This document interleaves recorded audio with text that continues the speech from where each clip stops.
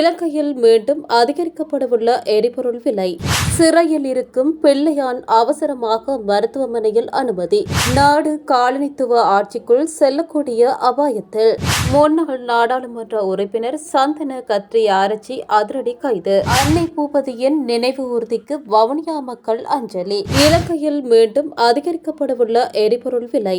அமைச்சரின் புதிய தகவல். எரிபொருள் விலையில் ஓரளவு அதிகரிப்பு ஏற்பட வாய்ப்புள்ளதாக அமைச்சர் வைத்தியர் நலிந்த ஜெயதிச தெரிவித்துள்ளார். களுத்துறை பகுதியில் ஊடகங்களுக்கு கருத்து தெரிவிக்கும் போதே அவர் இந்த விடயத்தை கூறியுள்ளார். அவர் மேலும் தெரிவிக்கையில், மத்திய கிழக்கில் நிலவும் போர் சூழலுக்கு மத்தியிலும் நாட்டில் எரிபொருள் மற்றும் மின்சார விநியோகம் தடையின்றி முன்னெடுக்கப்படும். உலக சந்தையில் நிலவும் எண்ணெய் விலை ஏற்ற இறக்கங்களுக்கு ஏற்ப உள்நாட்டிலும் எரிபொருள் விலையில் ஓரளவு அதிகரிப்பு ஏற்பட வாய்ப்புள்ளது. அவ்வாறு விலை அதிகரிப்பு ஏற்பட்டாலும் அதன் முழுமையான சுமையை மக்கள் மீது சுமத்தாமல் கணிசமான பகுதியை திரைசேரி பொறுப்பேற்கும். மேலும் தற்போது அதிகரிக்கப்பட்டுள்ள எரிபொருள் விலைகளை போர் சூழல் தணித்தவுடன் கூடிய விரைவில் குறைப்பதே அரசாங்கத்தின் எதிர்பார்ப்பு என சுட்டிக்காட்டியுள்ளார்.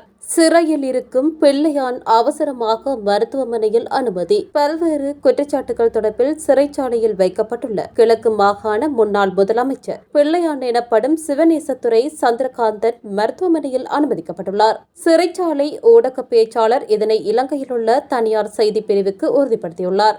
சுகயீனம் காரணமாக நேற்று பிற்பகல் அவர் சிறைச்சாலை மருத்துவமனையில் அனுமதிக்கப்பட்டதாக அவர் தெரிவித்தார். அத்துடன் அவர் தற்போது மருத்துவர்களின் கண்காணிப்பில் இருப்பதாகவும் சிறைச்சாலை ஊடக பேச்சாளர் குறிப்பிட்டார்.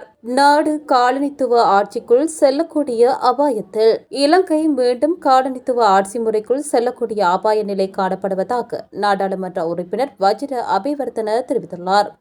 இந்த நாட்டை கட்டியெழுப்பக்கூடிய ஒரே தலைவர் முன்னாள் ஜனாதிபதி ரணில் விக்ரமசிங்க என அவர் தெரிவித்துள்ளார்.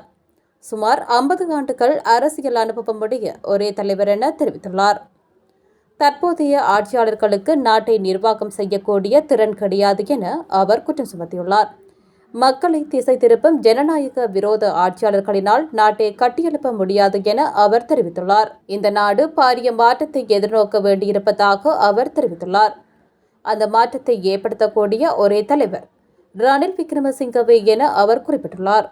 ரணில் விக்ரமசிங்கவுக்கு 50 ஆண்டு கால அரசியல் அனுபவமும் சர்வதேச தொடர்புகளும் பொருளாதார நிர்வாக திறனும் காணப்படுவதாக அவர் புகழாரம் சூட்டியுள்ளார். ரணில் விக்ரமசிங்கவிடமிருந்து இந்த நாட்டு மக்கள் பலன்களை பெற்றுக்கொள்ள வேண்டும் என அவர் வலியுறுத்தியுள்ளார். அவ்வாறு செய்ய தவறினால் இந்த நாடு காலனித்துவ ஆட்சியின் கீழ் செல்ல வேண்டிய நிர்பந்தம் ஏற்படும் என வஜிர அபிவர்த்தன தெரிவித்துள்ளார். முன்னாள் நாடாளுமன்ற உறுப்பினர் சந்தன கத்ரி ஆராய்ச்சி அதிரடி கைது. முன்னாள் நாடாளுமன்ற உறுப்பினர் சந்தன கத்ரி ஆராய்ச்சி கொழும்பு குற்றத்தடுப்பு பிரிவினரால் கைது செய்யப்பட்டுள்ளார். இந்த நடவடிக்கை இன்று முன்னெடுக்கப்பட்டுள்ளது. கெஸ்பேவ நீதவான் நீதிமன்றினால் பெறப்பட்ட சோதனையிடல் பிரியாணியின் அடிப்படையில் அவரது வீட்டில் சோதனை நடவடிக்கை மேற்கொள்ளப்பட்டுள்ளது. இதன்போது 2 T56 ரக மெகசின்கள், 221க்கும் மேற்பட்ட ரவைகள் மற்றும் 2 கைக்குண்டுகள் மீட்கப்பட்டதாக போலீஸ் ஊடக பேச்சாளர் உதவி போலீஸ் அத்தியட்சகர் FU வூட்லர் தெரிவித்துள்ளார்.